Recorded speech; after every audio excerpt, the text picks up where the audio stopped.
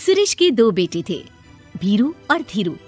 वो अपनी आखिरी वक्त में अपने बिस्तर पर था और उसके दोनों बेटे उसके पास आंखों में आंसू लिए बैठे थे। पिताजी, आप चिंता मत कीजिए, मैं और धीरू है ना, हम आपको कुछ नहीं होने देंगे। हाँ पिताजी, आप बस आराम कीजिए, डॉक्टर अभी आता ही होगा। मेरे बच्चों, मेरा अंतिम समय आ गया है। तुम दोनों मेरी बात ध्यान से सुनो। मैंने वकील से कहकर अपनी जायदाद तुम दोनों में आधी आधी बांट दी है। मेरे जाने के बाद तुम दोनों मिलकर रहना, एक दूसरे के सुख दुख में साथ देना। तुम्हारी माँ की भी यही इच्छा थी। जी पिताजी, आप जैसा कहेंगे हम वैसा ही करेंगे। जी पिताजी, आप जैसा कहेंगे हम वैसा ही करेंगे। और सुरेश उन्हें छोड़कर चला जाता है। अरे धीरू भाई, मैं तुझसे कहना चाहता था कि मुझे व्यापार बढ़ाने के लिए कुछ रुपयों की जरूरत है। अब पिताजी के जाने के बाद हम दोनों ही एक दूसरे का सहारा है। पिता के जाने के कुछ दिनों के बाद दोनों भाइयों की जिंदगी धीरे धीरे सामान्य हो जाती है। दोनों भाई अब अपना अपना व्यापार संभाल लेते हैं। दोनों एक ही घर में तो रहते हैं, लेकिन अब उनके रिश्ते में पहले जैसी बात नहीं रहती। भीरू शुरू से ही लालची था, इसलिए सुरेश ने पहले ही उन दोनों में प्रॉपर्टी का हिस्सा बांटकर लड़ाई की गुंजाइश खत्म कर दी थी। लेकिन पिताजी के जाने के बाद भीरू का लालच बढ़ने लगा। हाँ भैया, आप बताइए कि मैं आपकी किस तरह से मदद कर सकता हूँ। मुझसे जो बन पड़ेगा मैं करूँगा। अच्छा तो भाई, तू ना मुझे अपनी गाय दे दे। वैसे भी तू पढ़ा लिखा मॉडर्न लड़का है, भला तू गाय का करेगा क्या? लेकिन इससे मेरी ना बहुत मदद हो जाएगी।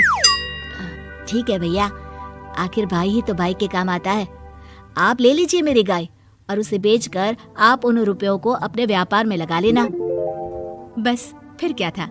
भीरू अपने लालच की वजह से आए दिन धीरू से किसी न किसी बहाने पैसे या कीमती सामान ऐंठता रहता और बेचारा सीधा सादा धीरू उसकी मदद कर दिया करता। इसी तरह 2 साल बीत जाते हैं और दोनों भाई शादी कर लेते हैं। शादी होने के साथ ही अपनी बीवी के कहने पर भीरू अपना हिस्सा अलग कर लेता है। अब दोनों भाई अलग अलग रहने लगते हैं। अरे साधना, ये देखो, मैंने आज ही एक बड़ी डील साइन की है। ये शहर का सबसे बड़ी फैक्ट्री का मालिक है। इसके साथ व्यापार करके मेरे व्यापार में दिन दुनी रात चौगुनी तरक्की होगी। लेकिन इसकी बस एक ही शर्त है, अगर इसे हर हफ्ते सामान की पेमेंट नहीं दूंगा तो मुझे इसे जुर्माने के तौर पर बहुत बड़ी रकम देनी होगी। ये तो बड़ी ही चिंता की बात लगती है जी। अरे चिंता कैसी, मैंने पहले ही हिसाब लगा लिया है।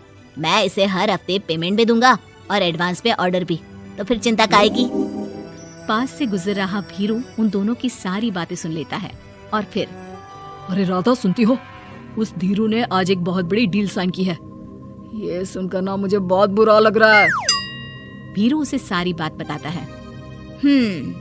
तो ऐसे हाथ पे हाथ रख के गुस्सा करने से क्या होने वाला है? आप तो उस डील की कमजोर कड़ी जानती ही है, तो मारिए हथौड़ा। अगले दिन धीरू के घर में चोरी होती है और उसमें उसके वो रुपए भी चले जाते हैं जो धीरू डील के मुताबिक क्लाइंट को देने वाला था। फिर शर्त के हिसाब से धीरू को जुर्माने की रकम देने के लिए अपना घर गिरवी रखना पड़ता है और उसका व्यापार भी बंद हो जाता है। सुनिए जी, आप दिल छोटा मत कीजिए। आप कोई ऐसा बिजनेस कीजिए जिसे आप जल्दी से जमा सके और कम पैसों से भी शुरू कर सके। आप फल सब्जियों का व्यापार शुरू कीजिए। तुम ठीक कहती हो, मैं कल से ही मंडी जाकर सब जानकारी लेकर आता हूँ। उधर भीरू और राधा धीरू की बर्बादी की खुशियां मनाने में लग जाते हैं और इधर धीरू खूब मेहनत करके फिर से अपनी आर्थिक हालात पटरी पर ले आता है। लेकिन फिर एक दिन, अजी सुनती हो, तुम यहाँ पर उसके बर्बाद होने की गलत फहमी में खुश हुए जा रहे थे और तुम्हारे भाई का फल सब्जियों का व्यापार बड़ा अच्छा चल निकला है। मैं अभी बाजार में उसकी दुकान देख कर आ रही हूँ। अरे भीड़ लगी हुई थी वहाँ तो फिर जल्दी से अपने खुराफाती दिमाग से कोई आइडिया निकालो इस मुसीबत का। आइडिया तो बहुत अच्छा है मेरे दिमाग में। अपने भाई से कह के इसके गोदाम में चूहे डलवा दूंगी, फिर देखना नजारा। राधा की चालाकी से धीरू का ये काम भी ठप हो जाता है। अब धीरू और उसकी पत्नी के लिए उधार पर जीने के अलावा कुछ नहीं बचा था।